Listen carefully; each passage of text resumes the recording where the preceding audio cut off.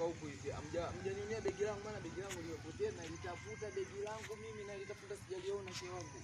Sasa nikaona ngoja nikuulize ndugu yangu, wewe labda utakuwa umenionea begi langu. Si unajua tena kimazingira ile cha kwa usiku. Sijakuelewa. Umesema maana sasa hivi ni mchana sio usiku ndio. Maanisha hivi, huku ulipotoka huku, hujanionea begi langu maana nimepotelewa na begi langu na nitafuta. Begi? Poa. Hebu njoo msikilize mwanangu. Poa vija. Vipi anasemaje jamaa? Yeye anasema amedondosha begi. Begi?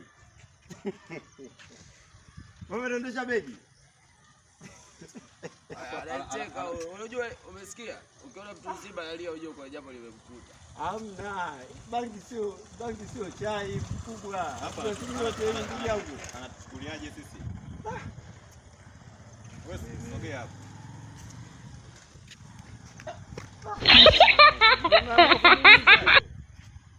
Anangu. Sasa mbona begi yangu ile hamjafunga? Poa. Alafu si nilikuwa naitafuta.